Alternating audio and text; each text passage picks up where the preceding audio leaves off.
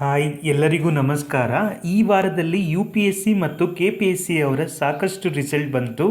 So ಇದರಲ್ಲಿ IAS final result ಬಂತು, ಹಾಗೆ KAS ಅವರ ಮೇನ್ಸ್ ಎಕ್ಸಾಮ್ನ ರಿಸಲ್ಟ್ ಬಂತು. ಇದನ್ನು ನೋಡಿದಾಗ ಹೊಸದಾಗಿ ಎಕ್ಸಾಮ್ಗೆ ಪ್ರಿಪ್ರೇಷನನ್ನು ಶುರು ಮಾಡಿರುವಂಥ ಕ್ಯಾಂಡಿಡೇಟ್ಸ್ಗಳು ಒಂಥರ ತುಂಬ ಖುಷಿ ಆಗ್ತಾರೆ ಮತ್ತು ತುಂಬ ಮೋಟಿವೇಟ್ ಆಗ್ತಾರೆ. ಒಂದಲ್ಲ ಒಂದಿನ ನಾನು ಈ ರೀತಿ ಎಕ್ಸಾಮನ್ನು ಕ್ಲಿಯರ್ ಮಾಡಿ ನಾನು ಫೈನಲ್ ಲಿಸ್ಟಲ್ಲಿ ಸೆಲೆಕ್ಟ್ ಆಗ್ತೀನಿ ಅಂತ ಹೇಳ್ತಾರೆ. ಖಂಡಿತವಾಗಿಯೂ ನೀವು ಈ ರೀತಿ ಎಕ್ಸಾಮನ್ನು ಕ್ಲಿಯರ್ ಮಾಡ್ಬೋದು.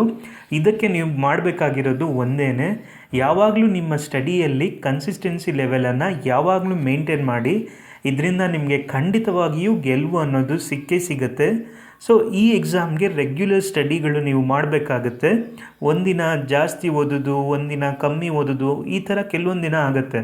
ಬಟ್ ಒಂದು ಆ್ಯಾವ್ರೇಜ್ ಟೈಮ್ ಮಿನಿಮಮ್ ಎಷ್ಟು ಓದೋದಿರುತ್ತೆ ಒಂದು ದಿನಕ್ಕೆ, ಲೈಕ್ ಕರೆಂಟ್ ಅಫೇರ್ಸ್ ಎಲ್ಲ ಓದೋದಿರುತ್ತೆ, ಸ್ಟ್ಯಾಟಿಕ್ ಸ್ವಲ್ಪ ರಿವಿಷನ್, ಈ ರೀತಿ ನೀವು ರೆಗ್ಯುಲರ್ಲಿ ಓದ್ತಾ ಹೋದರೆ ಖಂಡಿತ ನಿಮಗೆ ಇದರಲ್ಲಿ ಜಯ ಅಂತೂ ಸಿಕ್ಕೇ ಸಿಗುತ್ತೆ. ಹಾಗೆ ಈ ರಿಸಲ್ಟ್ ಎಷ್ಟೋ ಜನರಿಗೆ ತುಂಬ ನೋವನ್ನು ತಂದಿರುತ್ತೆ, ತುಂಬ ಡಿಸಪಾಯಿಂಟ್ ಕೂಡ ಆಗಿರ್ತಾರೆ. ಏನಕ್ಕಂದರೆ ಎಷ್ಟೋ ಜನರು ತುಂಬ ಪರಿಶ್ರಮ ಪಟ್ಟು ಎಕ್ಸಾಮನ್ನು ಬರೆದಿರ್ತಾರೆ, ಆದರೆ ಅವರು ತುಂಬ ಎಕ್ಸ್ಪೆಕ್ಟ್ ಇಟ್ಕೊಂಡಿರ್ತಾರೆ ಎಕ್ಸಾಮನ್ನು ಕ್ಲಿಯರ್ ಮಾಡ್ತೀವಿ ಅಂತ, ಆದರೆ ಎಕ್ಸಾಮನ್ನು ಕ್ಲಿಯರ್ ಆಗಿರಲ್ಲ. ಸಿವಿಲ್ ಸರ್ವಿಸ್ ಎಕ್ಸಾಮ್ ಆಸ್ಪಿರೆಂಟ್ಸ್ ಹಾಗೆ ಕಾಂಪಿಟೇಟಿವ್ ಎಕ್ಸಾಮ್ ಆಸ್ಪಿರೆಂಟ್ಸ್ಗಳಿಗೂ ಕೆಲವೊಂದು ಸಲ ಅವ್ರ ಹತ್ರ 3-4 ಎಕ್ಸಾಮ್ಗಳನ್ನು ಕ್ಲಿಯರ್ ಮಾಡಿರ್ತಾರೆ. ಎಕ್ಸಾಂಪಲ್, ಈಗ ಪ್ರೀ ಕ್ಲಿಯರ್ ಮಾಡಿರ್ತಾರೆ, ಇನ್ನೊಂದು 1:3ಗೆ ಸೆಲೆಕ್ಟ್ ಆಗಿರೋದಾಗಿರ್ಬೋದು, ಇನ್ನು ಇಂಟರ್ವ್ಯೂಗೆ ಹೋಗಿರ್ತಾರೆ. ಈ ರೀತಿ ಸೊ ಹೋಪನ್ನು ಇಟ್ಕೊಂಡಿರ್ತಾರೆ, ನನಗೆ 3-4 ಎಕ್ಸಾಮ್ಗಳು ನನ್ನ ಕೈಯಲ್ಲಿದೆ, ಒಂದಲ್ಲ ಒಂದು ಎಕ್ಸಾಮ್ ನಾನು ಕ್ಲಿಯರ್ ಮಾಡ್ತೀನಿ ಅಂತ ಇರ್ತಾರೆ. ಬಟ್ ಕೆಲವೊಂದು ಸಲ ಏನಾಗ್ಬಿಡತ್ತೆ, ಒಟ್ಟೊಟ್ಟಿಗೆ ಎಲ್ಲ ರಿಸಲ್ಟ್ ಎಲ್ಲ ಬಂದು ಆ ಎಕ್ಸಾಮ್ಗಳೂ ಇಲ್ದಂಗೆ ಮತ್ತೆ ಹೊಸ ಜರ್ನಿ ನಾವು ಹೊಸದಾಗಿ ಹೇಗೆ ಶುರು ಮಾಡಿರ್ತೀವಿ, ಸೊ ಅದೇ ಫೇಸಿಗೆ ಬರಬೇಕಾಗತ್ತೆ. ಅಂದರೆ ನನ್ನ ಮಾತಿನ ಅರ್ಥ, ಈ ಜರ್ನಿಯಲ್ಲಿ ಇಷ್ಟೊಂದು ಅಪ್ ಆ್ಯಂಡ್ ಡೌನ್ ಎರಡೂ ಸಿಗುತ್ತೆ.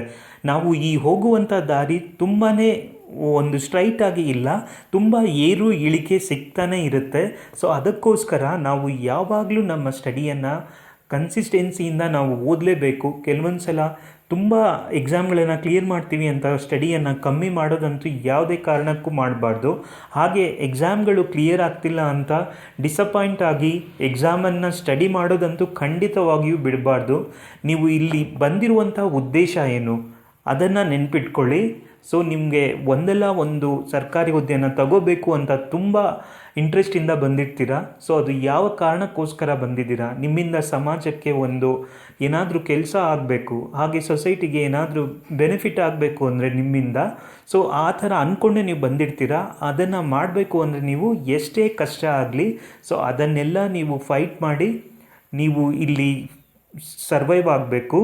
UPSC ಮತ್ತು KPSC ರಿಸಲ್ಟಲ್ಲಿ ಯಾರಿಗಾದರೂ ತುಂಬ ಡಿಸಪಾಯಿಂಟ್ ಆಗಿದರೆ ಪ್ಲೀಸ್ ಇದನ್ನು ತುಂಬ ಮೈಂಡಿಗೆ ಹಾಕ್ಕೋಬೇಡಿ. ನೀವು ನಿಮ್ಮನ್ನು ಅನಲೈಸ್ ಮಾಡ್ಕೊಳ್ಳಿ, ನಿಮ್ಮ ತಪ್ಪುಗಳು ಎಲ್ಲಾಯಿತು, ಸೊ ಇದನ್ನು ಯಾವ ರೀತಿ ನಾನು ಸರಿ ಮಾಡ್ಬೋದು ಅನ್ನೋ ಒಂದು ಕಡೆ ಬರ್ಕೊಳ್ಳಿ. ನೀವು ಏನೇನು ತಪ್ಪಾಯಿತು ಅಂತ, ಸೊ ನಿಮ್ಮನ್ನು ನೀವೇ ಅನಲೈಸ್ ಮಾಡ್ಕೊಳ್ಳಿ. ಆವಾಗ ಖಂಡಿತವಾಗಿಯೂ ನಿಮಗೆ ಮುಂದಿನ ಎಕ್ಸಾಮಲ್ಲಿ ಡಿಸಪಾಯಿಂಟ್ ಸಿಗಲ್ಲ. ಸೊ ನಾನು ಹೇಳಿದಂಥ ಇನ್ಫಾರ್ಮೇಷನ್ ನಿಮಗೆ ಇಷ್ಟ ಆಯಿತು ಅಂತ ಅಂದ್ಕೊಳ್ತೀನಿ. ಈ ವಿಡಿಯೋ ಇಷ್ಟ ಆಗಿದ್ದರೆ ಇದನ್ನು ಲೈಕ್, ಶೇರ್, ಸಬ್ಸ್ಕ್ರೈಬ್ ಮಾಡೋದನ್ನು ಮರಿಬೇಡಿ.